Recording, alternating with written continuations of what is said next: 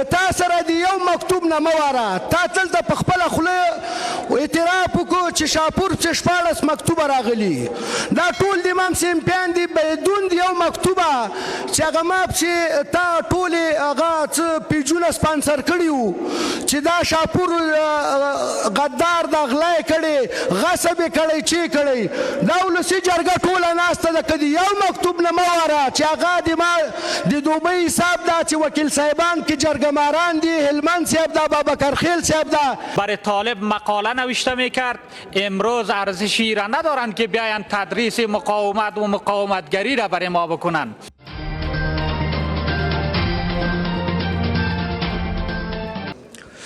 بسم الله الرحمن الرحیم. رئیس ابو هیئت اداری او معزز وکیل صاحبانو، السلام علیکم و رحمت الله و برکاتو. د افغانستان ولسه په افغانستان کې 3 قوه شتون لري چې یوه قوه اجرایه ده او یوه قوه اجرایه ده، یوه مکننه ده او یوه قضایه ده. 3 قوه دي چې بدبختانه مکننه قوه پارلمان پلش کېدو طرف ته روان ده، ځکه چې د موږ په وطن کې ډېر مشکلات او 34 ولایتو کې جنگ شروع ده او موږ دغه تالار چې اوس بندو یا د کرونا په نوم یې بندو، رئیس صاحب دا ټول ملت سره خیانت ده چې کوي.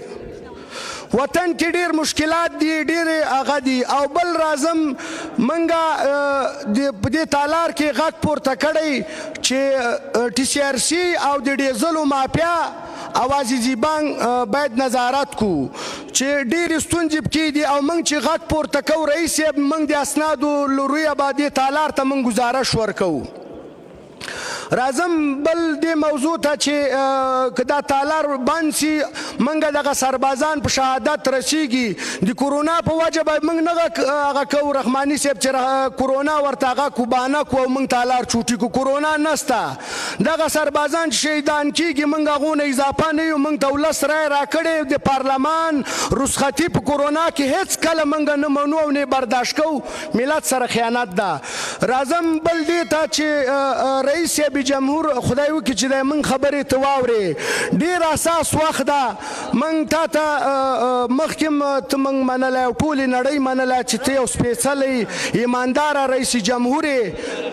موږ غواړو چې یو څو وکیل صاحبان دي د موږ د ټیم، هغه غواړي چې په دې اساس وخت کې تا ته مهمې موضوعګانې در سره شریکې کړي چې د دې وطن په خیر دي، د دې ولس په خیر دي. او یو څو کسان دي چې دغه نظام غواړي دغه حکومت ونړوي او 13 کاله مخکې هغه ته بیا لاړ شي او چور او چپاو شروع شي په دې وطن کې. امریکا خو ووتله، خو د دې موږ دې وطن کې داسې ظالمان سته چې دغه نظام هم ړنګول غواړي. نو انشاءالله موږ کله هم اجازت دې ته نه ورکوو. خدای دې وکړي چې دغه خبرې رئیس صاحب جمهور ته واورې. موږ ډېرې اساسي وخت ده او اساسي خبرو باندې در سره موږ خبرې کوو.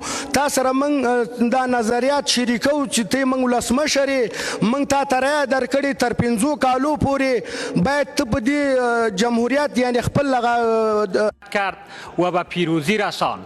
ما نباید به خاطر خوش ساختن بعضی کشورها به ویژه کشور هند دشمنی علنی را در مقابل یک کشور دیگه اعلان بکنیم و توان و بهایش مردم مظلوم افغانستان بپردازه. جناب رئیس، هیچ وقت دوستی افغانستان، دوستی سیاسی افغانستان نه در گذشته و نه حال و نه در آینده ارزشی از این نداره که ما دشمنی را با کشور پاکستان اعلام کنیم. سخنرانی های بی‌مورد و ناسنجیده شده جناب دکتر صاحب محب قطعاً به نفع افغانستان نیست، بلکه معضل افغانستان را پیچیده و پیچیده تر می سازه و بهای از این مردم مظلوم افغانستان خواهند پرداخت. از هر وقت دیگه کرده باید ما تلاش کنیم از طریق تفاهم، دیپلماسی قدرتمند قوی و راهبردی بتانیم که همسایه های افغانستان را قناعت بدیم و مشکل افغانستان را از راه سیاسی حل کنیم. موضوع دیگر موضوع صلح است. تا زمانی که خطر و تهدید متوجه منافع افراد نبود، طالب برادر خطاب میشد، زندانی های طالب آزاد میشد و از طالب یک چهره خیلی نرمال و همپسند برای جهان ارائه میشد.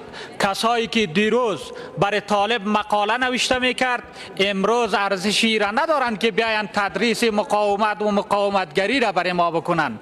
ما دیروز در گذشته هم در مقابل تروریست‌ها ایستاد بودیم و باز هم به کمک پروردگار ایستاد هستیم، در حالی که به شدت طرفدار صلح و طرفدار ازی هستیم که راه حل افغانستان از طریق گفتگو و دیپلماسی و دیپلماتیک حل شود. ما یک بار دیگر تاکید میکنیم جناب رئیس صاحب، امروز چوکی و مقام آقای غنی در خطر قرار گرفته و به صلح پشت پا میزنه.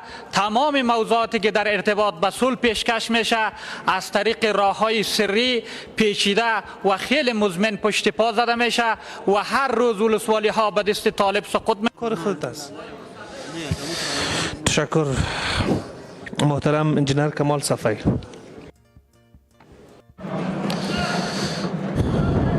محترم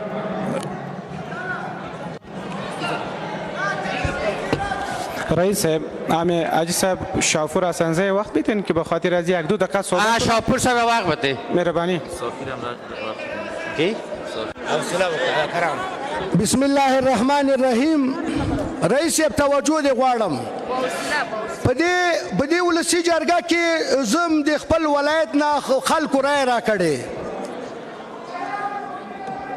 که تا سره د یو مکتوب نه مه واره، تا دلته په خپله خوله اعتراف وکړو چې شاپور پسې 14 مکتوبه راغلي. دا ټول د امام سیمپیان دي بدون د یو مکتوبه چې هغه ما پسې تا ټولې هغه څه پیجونه سپانسر کړي وو چې دا شاپور غدار دا غلا یې کړې، غصب یې کړی، چې کړی.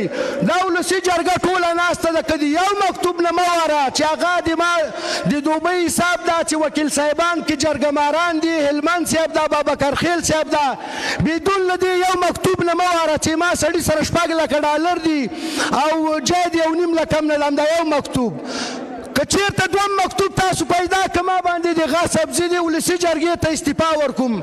که نه رئیس صاحب چې ته په ما باندې د دروغو ادعا کوې، خو رئیس سره خو دروغ نه دي په کار که نه. که ته رښتیا دې د ولسي جرګې نمایندګي کوې، ما ته دوم درېم مکتوب وښیه د اختتاب. اوس تا ویلې چې تا اختتاب کړی، د ولس کور ته یې وښیه که چېرته ما اختتاب کړی، د ولس ته یو شی وښیه. که نه تا په ما الزام لګولی، والله که در پسې 3 کاله نه دا خولو لایب نه بنده کړم. دا خو اوس ته را باندې کټ کوې. صحیح ده چې ولسي جرګې رئیس یې ته مه کټ کوه، زه به یې کټ کړم. یا وضاحت راکړه یا در پسې شخصي لایب راځمه چې څه مرداریانې دي ټولې د نړۍ ته رسوا کړم. ومن الله توفیق.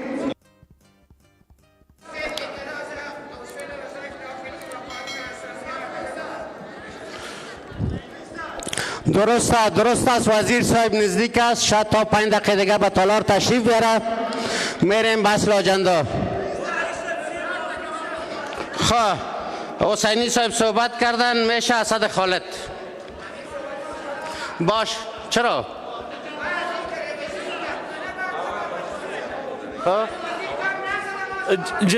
جناب رئیس صاحب، یک موضوع را ما مطابق موږ د اصول وظایف مطابق باید کړنې وکړو. که چیرته موږ د اصول مطابق مخ ته